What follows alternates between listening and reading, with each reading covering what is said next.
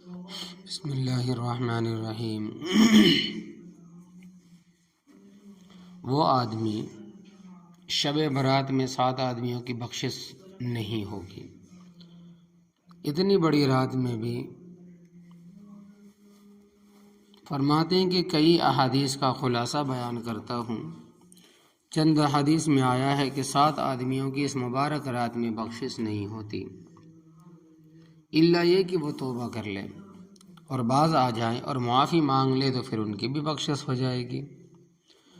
Number 1، مشرک کی اس رات میں بخشش نہیں ہوگی۔ سب جانتے ہیں کہ کفر اور شرک تو بہت بڑا گناہ ہے، ایسے کافر کی بخشش نہیں ہو سکتی۔ ہاں، اگر کافر بھی توبہ کر کے کلمہ پڑھ لے اور مسلمان ہو جائے تو اس کی بھی بخشش ہو جائے گی۔ نمبر 2، دوسرے اس آدمی کی بھی بخشش نہیں ہوتی جو اپنے رشتہ داروں سے ناطہ توڑ دے اور ان سے قطع تعلق اور قطع رحمی اختیار کرے۔ قطع تعلق اور قطع رحمی ایسا گناہ ہے جس کی وجہ سے اس رات میں بھی قطع تعلقی اختیار کرنے والے کی بخشش نہیں ہوتی۔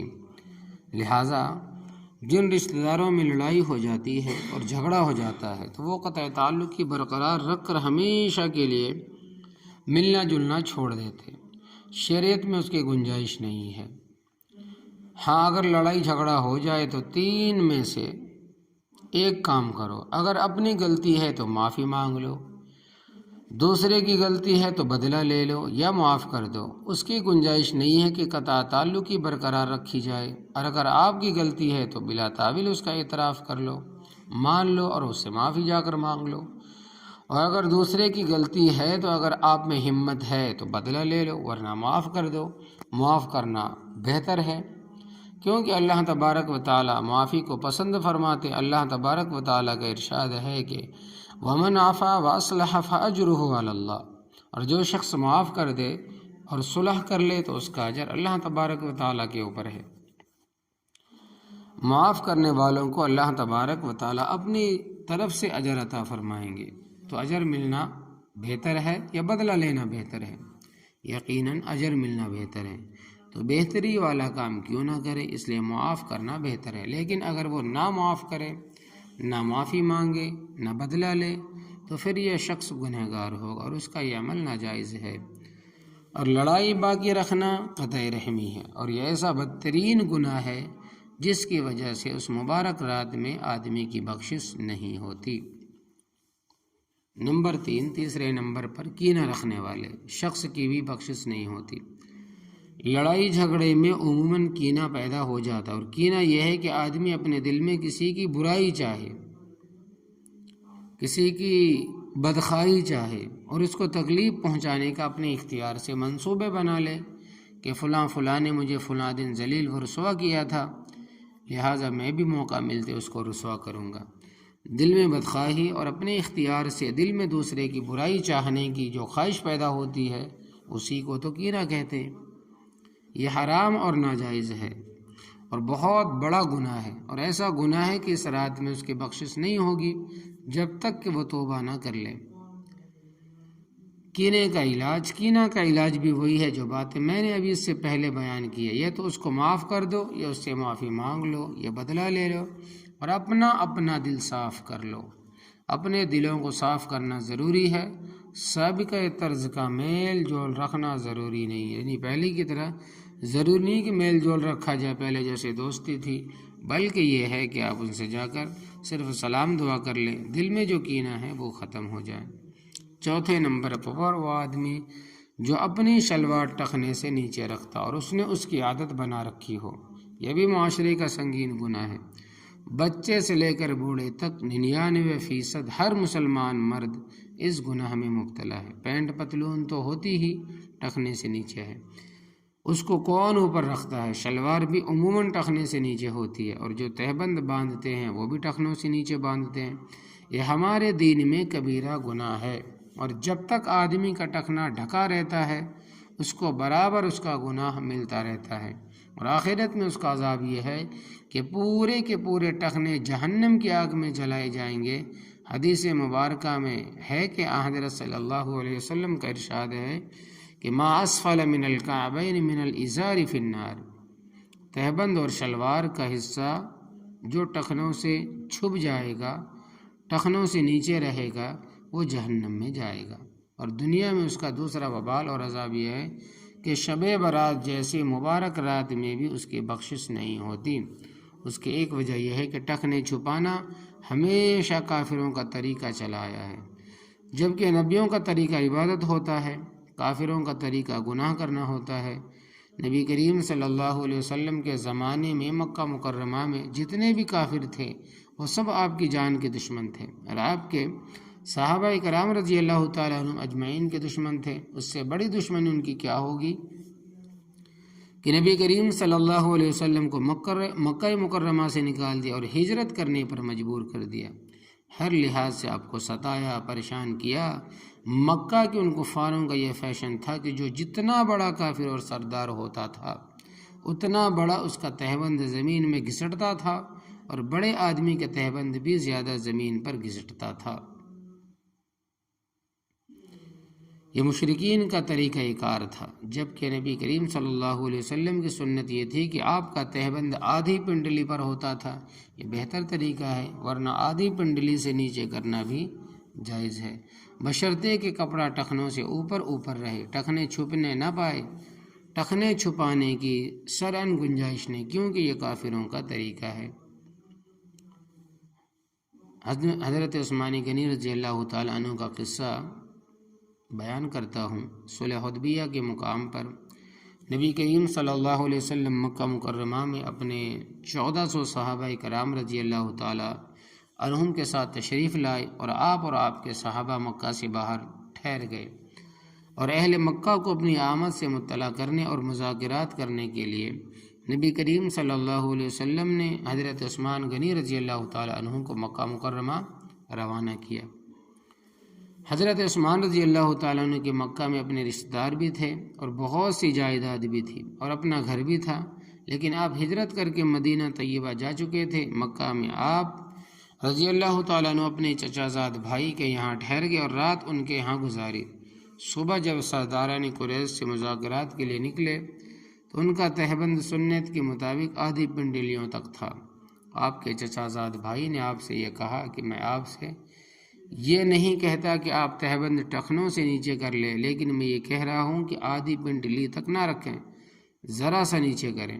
اس کی وجہ یہ ہے یہ مکہ کے بڑے بڑے سردار ہیں، اور تمہیں تو سرداروں کی عادت و روایت اور طریقے کا پتہ ہے۔ اگر وہ تمہارے تہبند کو آدھی پنڈلی تک اونچا دیکھیں گے تو تمہارا مذاق اڑائیں گے، اس لیے میری آپ سے درخواست ہے کہ ذرا سی دیر کے لیے تہبند ٹخنوں سے نیچے نہیں بلکہ صرف آدھی پنڈلی سے نیچے اور ٹخنوں سے اوپر کر لیجئے، تاکہ ہمارے مذاکرات کامیاب ہو اور تھوڑا سا بھرم ہمارے اور ہمارے خاندان کا بھی رہ جائے، اور یہ اس لیے بھی تاکہ تمہاری بات میں وزن پیدا ہو۔ لیکن حضرت عثمان غنی رضی اللہ تعالیٰ عنہ نبی کریم صلی اللہ علیہ وسلم کے عشق میں سرشار تھے۔ انہوں نے فوراً جواب دیا کہ مذاکرات کامیاب ہو یا ناکام ہو، وہ میرا مذاق اڑائے یا عزت کرے، میں اپنے محبوب صلی اللہ علیہ وسلم کی سنت نہیں چھوڑ سکتا۔ میں یہاں مذاکرات کی کامیابی کی ضمانت لے کر نہیں آیا، میں اپنے آقا کا نمائندہ بن کر آیا ہوں۔ میرے سر سے پیر تک جو بھی چیز ہے وہ میرے آقا کی سیرت کے سانچے میں ڈھلی ہوئی ہونی چاہیے، اور رہی عزت سو وہ صرف اللہ اور اس کے رسول صلی اللہ علیہ وسلم کے لیے ہے۔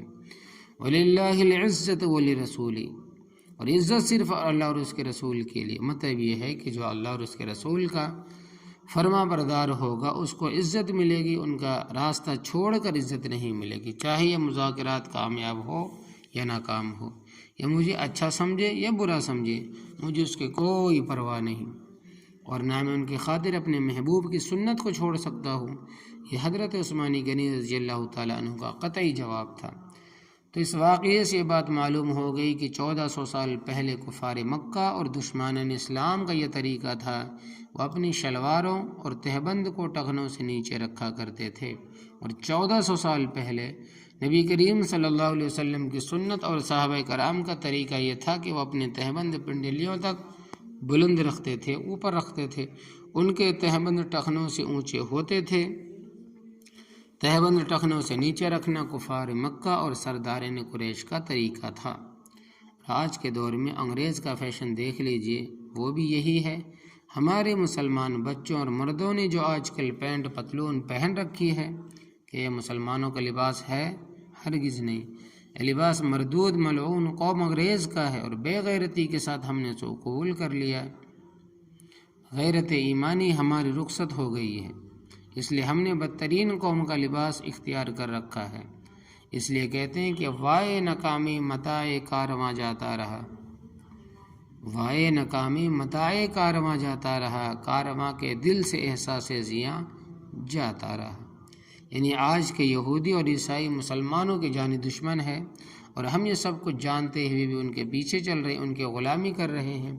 ان کا لباس عام پہنا جا رہا ہے، حالانکہ پینٹ پتلون تو کافروں کا لباس سمجھتے ہوئے معیوب سمجھنا چاہیے تھا، نہ یہ کہ اس کو اپنے جسم پر چڑھائے۔ ہماری غیرت ہی رخصت ہو گئی۔ آج بھی ہمارا جو سب سے بڑا دشمن ہے، اسلام کا دشمن ہے، مسلمانوں کا دشمن ہے، اور یہاں تک فرماتے ہیں کہ وہ فلسطین کا دشمن ہے، ہندوستان کا دشمن ہے، اس کا لباس یہی پینٹ پتلون ہے، جو آج مسلمانوں سے لا علمی، جہالت اور ناواقفیت یا بے غیرتی کے ساتھ زیب تن کر لیا ہے۔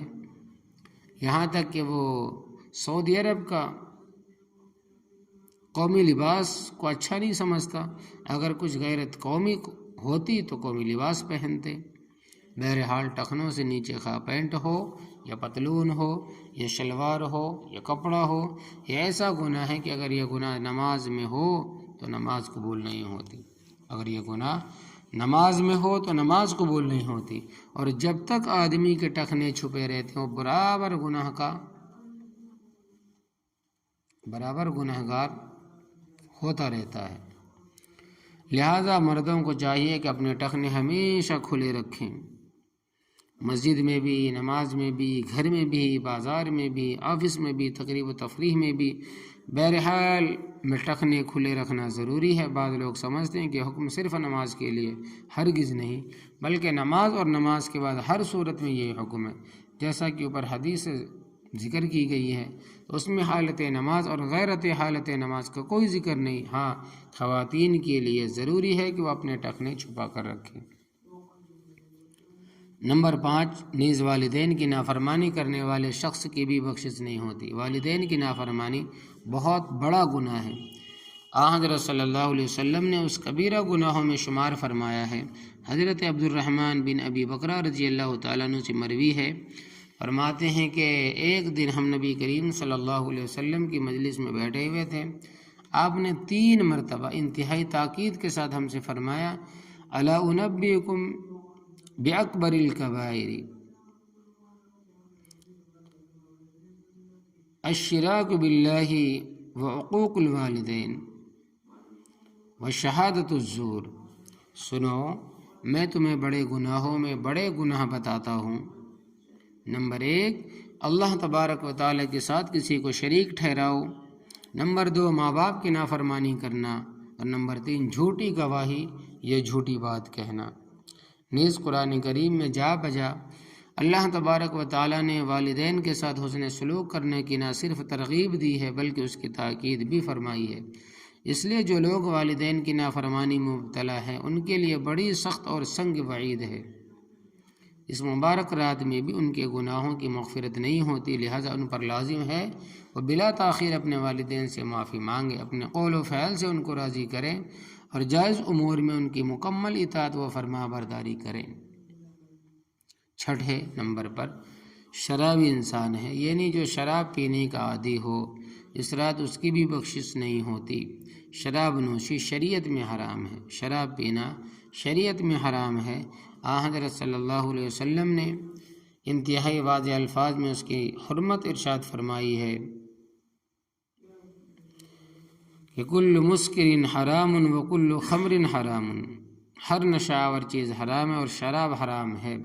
نیز آپ صلی اللہ علیہ وسلم نے کا ارشاد ہے کہ من شرب الخمر فی الدنیا لم یشربها فی الآخرہ الا ان یتوب، جو آدمی دنیا میں شراب پیے گا وہ آخرت کی شراب نہیں پی سکے گا الا یہ کہ وہ توبہ کر لے۔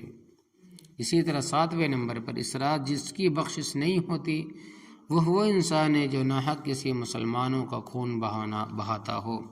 حضرت صلی اللہ علیہ وسلم نے سن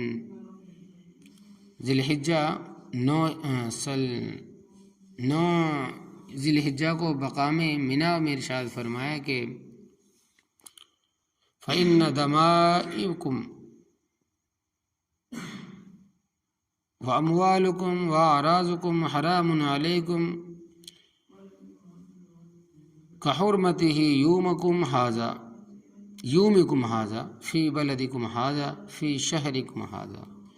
بلا شبہ تمہارے خون، تمہارے مال و متاع اور تمہاری عزیز عزتیں اور تمہارے مال و متاع، تمہاری عزتیں تم پر ایسے ہی محترم ہے، احترام ہے جیسے آج کا یہ دن، جیسے تمہارا یہ شہر اور جیسے یہ مہینہ محترم ہے۔ نظام صلی اللہ علیہ وسلم نے ارشاد فرمایا کہ قیامت کے روز لوگوں کے درمیان میں سب سے پہلا فیصلہ خون کے متعلق ہوگا۔ یہ 7 وہ گناہ ہیں جن کے کرنے والے انسانوں کی بخشش اس شب مغفرت میں بھی نہیں ہوتی، لہٰذا ہم سب پر لازم ہے کہ ان 7 گناہوں سمیت تمام گناہوں سے سچے دل سے گڑ گڑا کر توبہ کرے اور آئندہ نہ کرنے کا عزم کرے، اور جو کرنے والے کام ابھی بیان ہوئے وہ کرے، اور جو نہ کرنے والے کا بیان ہوئے ان میں سے مکمل اجتناب کرے، بچے، تاکہ اس رات ہماری بھی مغفرت ہو جائے، ہمیں اللہ پاک کی خوشنودی اور حقیقی رضا حاصل ہو جائے، اور ہم دونوں جہانوں میں کامیاب و کامران ہو جائے۔ اللہ پاک ہم سب کو عمل کی توفیق عطا فرمائے، آمین ثم آمین۔ وآخر دعوانا الحمد